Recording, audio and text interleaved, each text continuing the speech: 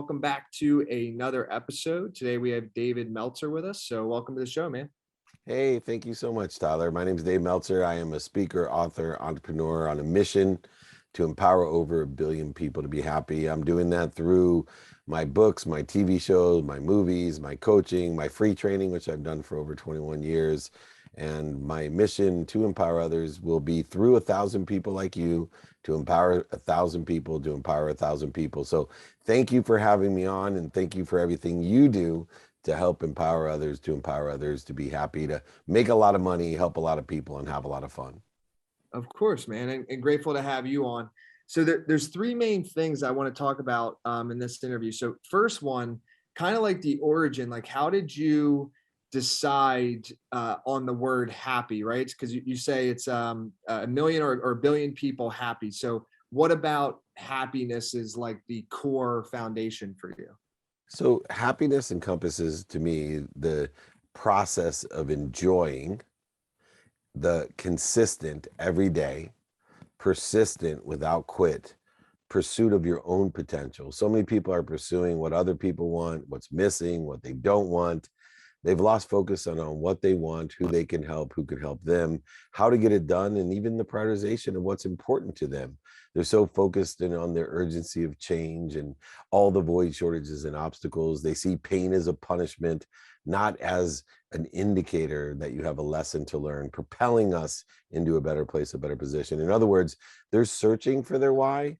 When you're truly happy, you can apply your why to everything you do. Okay, I love that.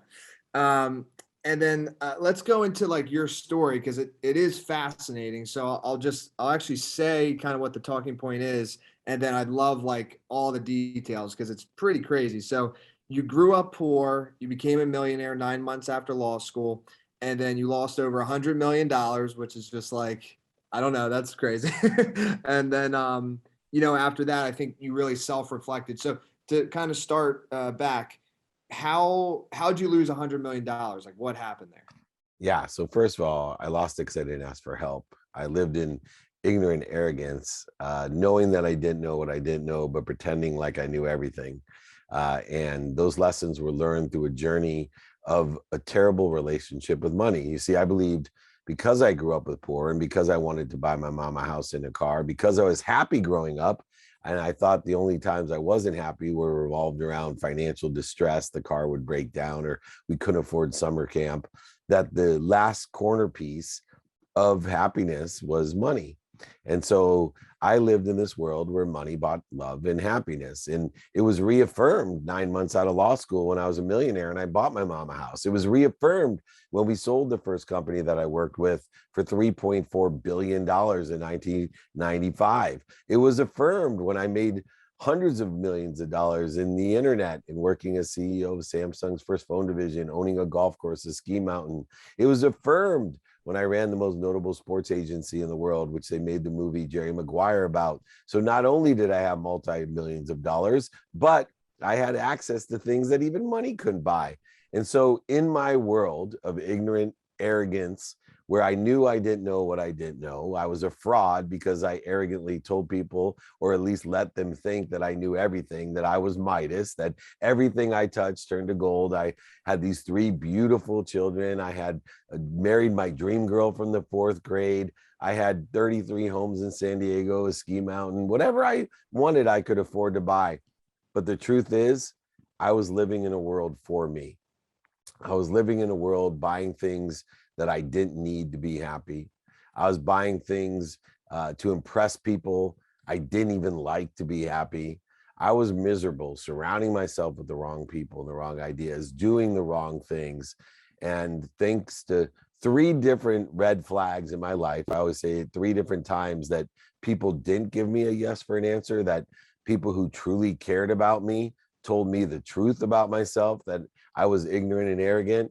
Thanks to those 3 red flags, I shifted my paradigm and perspective. Even though I lost over $100 million, I was able to make it back the right way, with the right purpose, the right passion, and the right type of profitability. Wow, that's incredible. So I'm curious because Jerry Maguire is one of my favorite movies, and I'm sure maybe that's true for a lot of people. I don't know, but I grew up like watching that movie with my dad and stuff. So, how did that come to be? Like, how did that conversation start? Yeah. So that conversation started with Lee Steinberg, who is the main character, the Tom Cruise, who went to Berkeley Law School, had a vision of being a sports agent to create social impact, to create social change. And Cameron Crowe was extremely intrigued by Lee and the firm.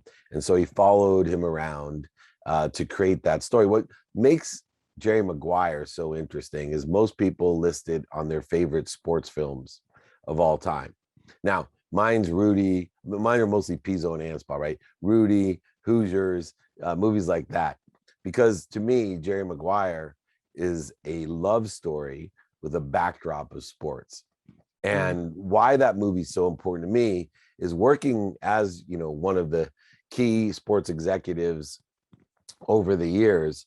I learned that sports is not an industry. It's truly a backdrop, right? If you want to get into an industry, technology, social market, media, marketing, advertising, sponsorship, coaching, these are all things that are in the backdrop of sports. Somebody that does, advertising in sports can do advertising in music, can do advertising for automobiles. So Jerry Maguire was the first proof that you could sell something in the backdrop of sports and suck in men and women with a backdrop of sports for the emotional connection that you gathered. That's awesome. Okay. And then I wanted to talk about your 4 core values, because I feel like that's kind of like your story of losing the 100 million and coming back. I'm assuming through all that turbulence, let's call it, these 4 core values is kind of what you've become in a sense. So can you describe those? Yeah, my wife told me to take stock in who I was and what I want to become. And so I came up with 4 core values that led to 5 daily practices. And the 4 core values were gratitude. That is the superpower of life. Gratitude was the power to find the light, the love, and the lessons in everything, and determine whether it's worth the time for something that you may energetically or genetically not be aligned with, but still want to put the effort into finding it. And I use a great chain of bleeding to figure out, hey, if this is something that feeds me, I'm going to find the light, the love, and the lessons. If it's something bleeds me, I'm not going to. So gratitude gives you perspective. It's a superpower. Forgiveness is the second one, empathy. And the key to forgiveness is that you don't forgive other people because they deserve it. You forgive other people because you deserve it. And only one person you have to forgive is yourself. And forgiveness is so important because it gives you peace. It clears the interference between you and what you already are. It clears the interference between your happiness, your health, your wealth, and your worthiness. It is the cleanser, the peace that allows you to be at center and neutral, to plateau and grow every day. And the third value is accountability. And counterintuitive, accountability gives you control. Accountability gets rid of the voids, the shortages, and the obstacles, gets rid of living in liability with blame, shame, and justification. It allows you to live above the line. And accountability, where I ask myself 2 questions. What did I do to attract this to myself?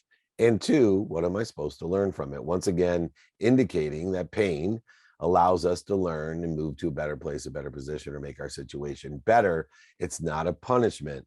And then finally, 4th was effective communication, which leads to inspiration, that I'm connected to the greatest source of light, love, and lessons. I'm connected to an omniscient, all-powerful, all-knowing source that cares about me as much as I care about my children. The only difference is, instead of being ignorant and arrogant now, because I know there is that source, I live in ignorant humility, knowing that I don't know what I don't know, but I'm blessed to be connected to and through the greatest power, the greatest source, the omniscient, all-powerful source that cares as much about me as I care about my own children. That faith allows gratitude, empathy, accountability, and effective communication to create inspiration in my life, to live in spirit, connected to and through, allowing me to receive everything that I dream of and give it away. The only way we know what we have is to acknowledge what we have. When we acquire the knowledge, the only way to acquire the knowledge is to give it away. And through appreciation, the ability to not take for granted what other people are wishing for and not take for granted for what we're wishing for. We're able to accelerate, grow, appreciate, learn, and to most importantly, be happy. Mm.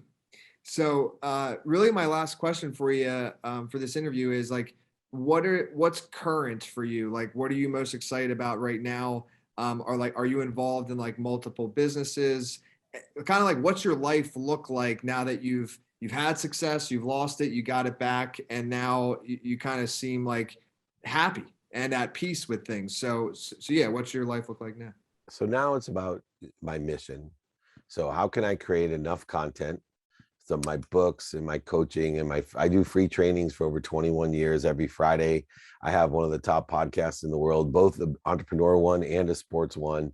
I have a, stadium podcast at SoFi Stadium studio. I have a studio at the Wynn in the lobby with Blue Wire for my sports podcast.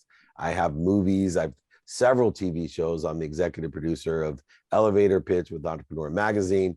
I am the star and executive producer of 2 Minute Drill, a pitch only show where they give $50,000 of cash and prizes. And then my newest show on Bloomberg Television, Office Hours, is the first late night TV show for entrepreneurs. So I bring the biggest billionaires like Tillman Fertitta, millionaires, entrepreneurs, like Rob Dyrdek, Sadhguru, Cameron Diaz, celebrities, athletes, entertainers, Apollo Ono, Marshall Falk. I bring the greatest names in entertainment and sports and business to talk about their entrepreneurial success and giving advice on how they got to where they are, not just in TV, movies, football, baseball, gold medals, but how they are successful and carry the spirit of excellence into monetizing it in the business world. So between the books, the training, the podcast, the coaching, I am here available to be of service. David at dmeltzer.com. I actually am one of the few people, I send free books to everyone, ebook, audiobook. I sign copies, pay for shipping in the book. Anyone that emails me, David at dmeltzer.com, I'd be happy to send that to you. I am on a mission to find 1,000 people like Tyler who will empower 1,000 people to empower 1,000 people to make a lot of money, help a lot of people, and have a lot of fun. In other words, enjoy the consistent, persistent pursuit of their potential and be happy. I think we can leave it there. Thank you again, man. Appreciate it. You got it, Tyler. Thank you so much.